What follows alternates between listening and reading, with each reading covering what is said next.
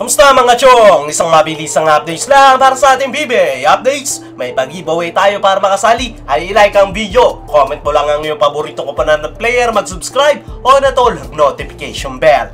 Hinebra player na maglalaro na rin sa ibang bansa. Sino naman kaya yan?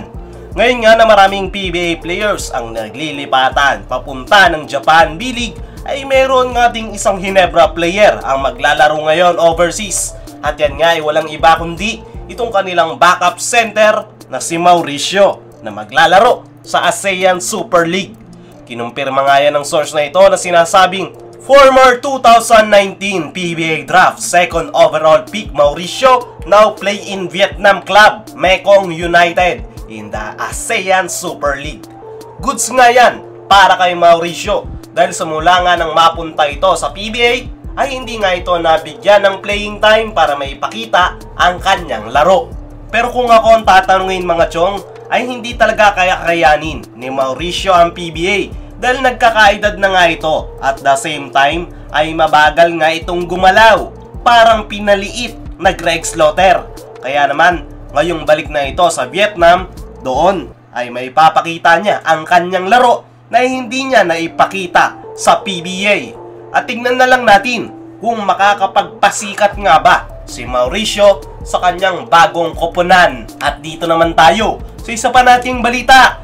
Big news para sa rookie ng Barangay Hinebra na si Jeremiah Gray. Ano naman kaya yan? Nitong mga nakalipas nga na araw mga chong, ay naka-close door nga ang team practice ng Barangay Hinebra. Meron ngang tinatago ang Hinebra na hindi muna isinasa publiko ng Hinebra management.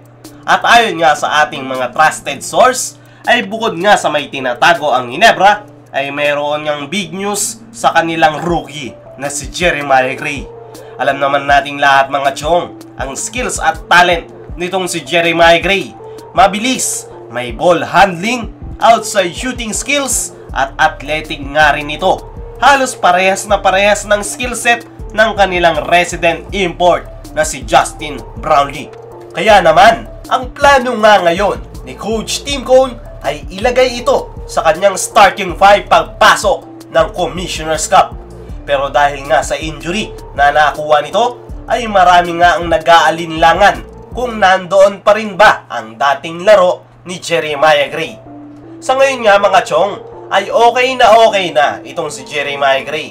Naibalik na nga nito ang kanyang laro dahil fully recovered na nga ito sa kanyang ACL injury at patuloy pa nga rin ang ginagawa nitong pagpapakondisyon. Kahit tapos na ang practice ng Hinebra ay nagpapaiwan pa nga daw itong si Jeremiah Gray para sa kanyang individual workout. Naniniwala akong tama ang desisyon ni Coach Tim na ilagay sa starting 5 itong si Jeremiah Gray dahil okay naman na ang injury nito. Ang kulang na nga lang sa laro ni Jeremiah Gray ay may balik ang kanyang pagiging athletic na pinaka naapektuhan dahil sa kanyang injury.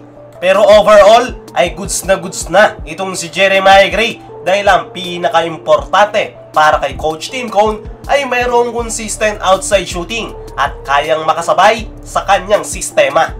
Ayon pa nga rin sa mga source, ay ngayon nga na naka-close door practice ang kupunan ni Coach Tim Cone ay maraming ang inaasikaso ang Hinebra simula sa management hanggang sa mga players. Mayroong mga trade papers na inaayos ang management at ang coaching staff naman ay busy sa kanilang mga players. At isa nga si Jeremiah Gray sa pinaka-tinututukan ngayon dahil isa nga ito sa magiging panibagong key player ni Coach Tim Cone. Para sa akin mga chong, ay malaki ang maiko-contribute ng isang Jeremiah Gray sa Barangay Hinebra dahil parehas na nga na sila ng laro ni Justin Brownlee.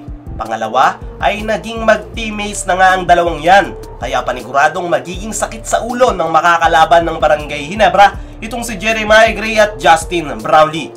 Sa ngayon nga mga chong, ay handa na itong si Jeremiah Gray. Handa na nga ang jersey nito na ipinost niya pa sa kanyang social media account.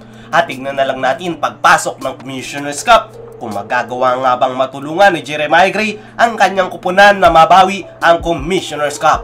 Ano sa tingin nyo mga chong? Isa ba itong si Jeremiah Gray sa pinaka magiging sakit sa ulo ng makakalaban ng Barangay Hinebra? I-comment mo lang dyan sa baba at babasahin natin yan. At yan lang muna ang mabilis ang updates natin mga chong, at hanggang sa muli!